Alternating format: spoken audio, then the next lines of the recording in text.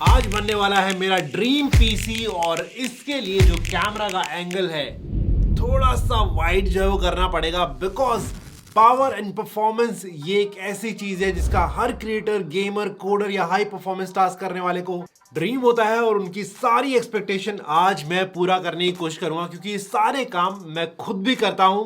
और आज मैं अपने लिए एक लेटेस्ट इंटेल के 12th जेन सीपीयू पर बेस्ड पीसी बनाने वाला हूं और इस ऑर्डर लेक सीपीयू को बेस्ट गेमिंग प्रोसेसर का अवार्ड भी मिल चुका है। खैर वो तो हम टेस्टिंग के अंदर अच्छे से चेक कर लेंगे।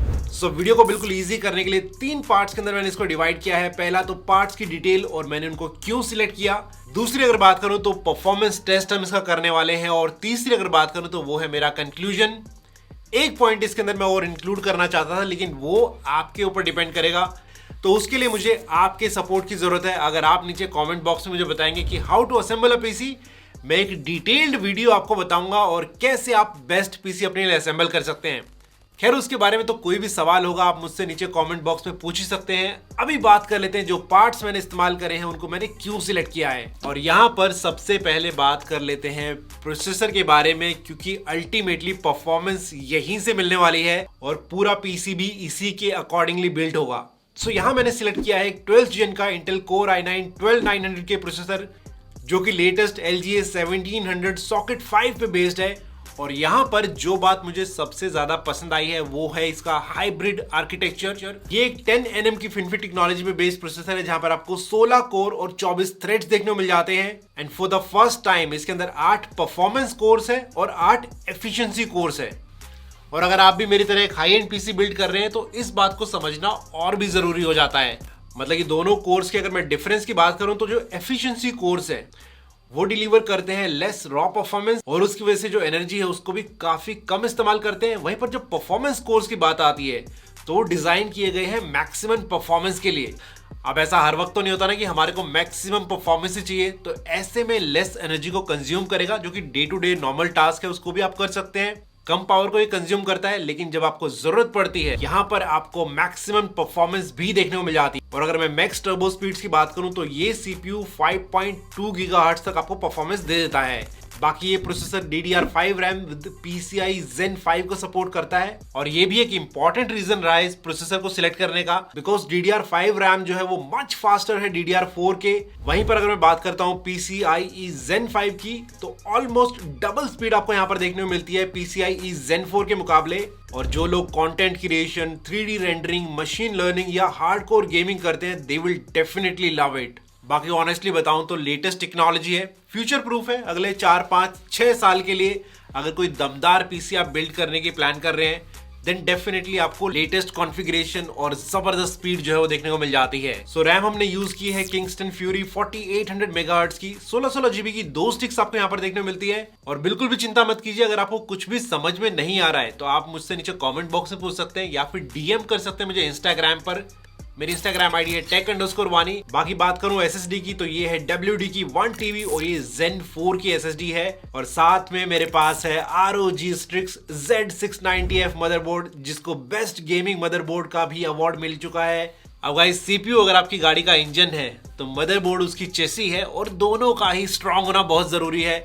और वैसे भी पीसी कोई रोज रोज तो बिल्डअप करते नहीं है तो ऐसे में दोनों का मैंने एक अच्छा कॉम्बिनेशन बनाया है। बाकी रैम और SSD भी काफी फास्ट है।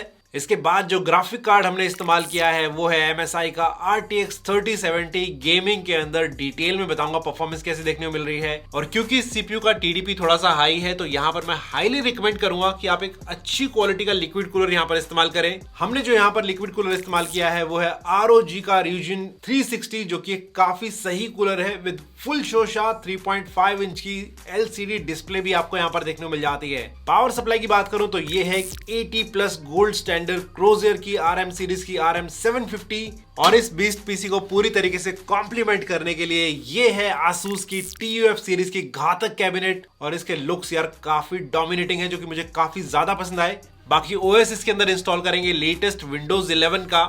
अब मैं ज्यादा टाइम वेस्ट नहीं करूंगा, मैं फटाफट इसकी असेंबलिंग कर लेता हूं और उसके बाद सीधा मिलता हूं आपको परफॉर्मेंस टेस्ट के साथ। ओके गाइस, तो सिस्टम की असेंबलिंग जो है वो हम स्टार्ट कर देते हैं। सबसे पहले मदरबोर्ड को लेके आते हैं। ASUS ROG Strix का मदरबोर्ड ये है और यहाँ पर आपको Wi-Fi 6 का सपोर्ट देखने को मिलता है। और साथ ही मिलते हैं बहुत सारे डॉक्यूमेंट्स। खैर इनको तो हम साइड में रख देते हैं। अब फटाफट मदरबोर्ड के ऊपर हम प्रोसेसर को इंस्टॉल करते हैं।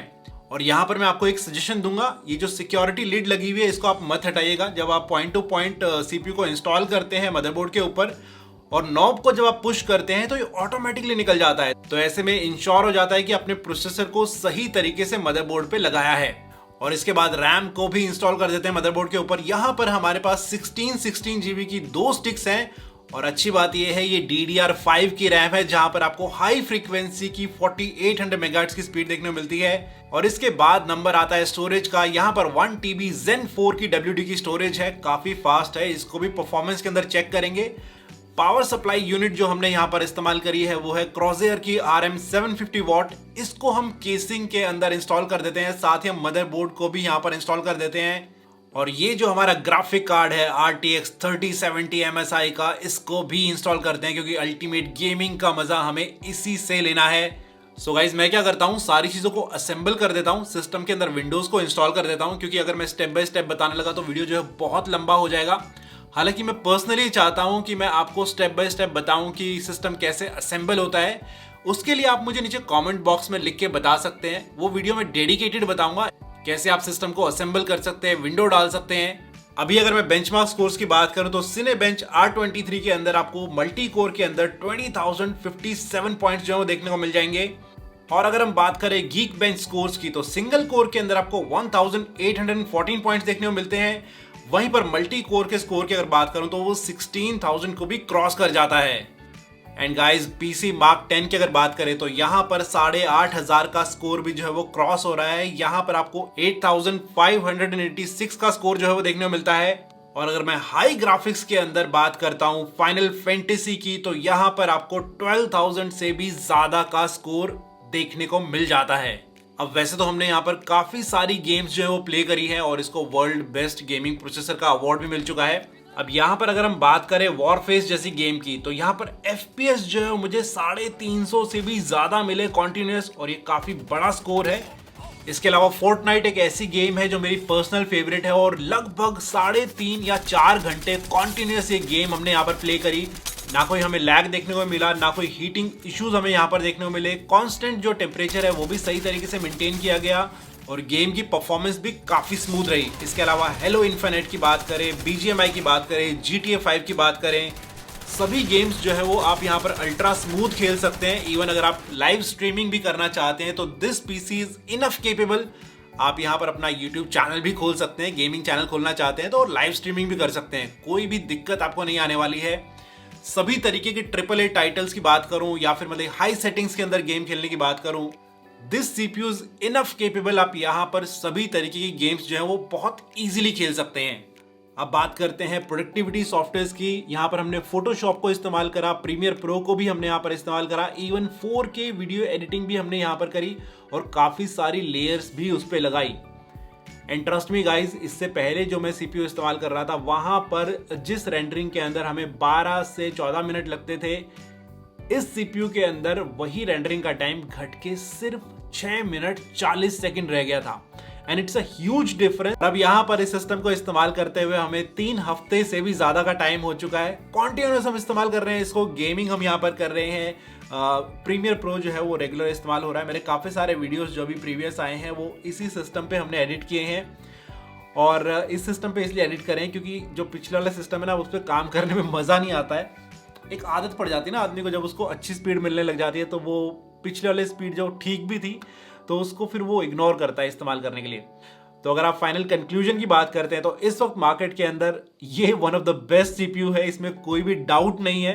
बिना किसी डाउट के 100% अश्योरेंस के साथ एक बात मैं बोल सकता हूं कि अगर आपका बजट अच्छा है, आप पैसे स्पेंड कर सकते हैं। This is a future proof PC। आप इसके लिए जा सकते हैं क्योंकि लेटेस्ट रैम आपको देखने को मिल रही है, Zen 4 की स्टोरेज का आपको फीचर देखने को मिल रहा है, LGA 1700 का सॉकेट है यहाँ पर। मतलब कि सारी चीजें आपको टॉप नॉच देखने को मिल रही है। फिर भी अगर आपका कोई सवाल है तो आप नीचे कमेंट बॉक्स में मुझसे पूछ सकते हैं। मुझे इंस्टाग्राम पर भी फॉलो कर सकते हैं, मेरी आईडी है tech_वानी। और इसी तरीके की वीडियोस देखने के लिए आप चैनल के साथ बने रहिएगा। मैं मिलता हूं आपसे बहुत जल्दी नेक्स्ट वीडियो के अंदर।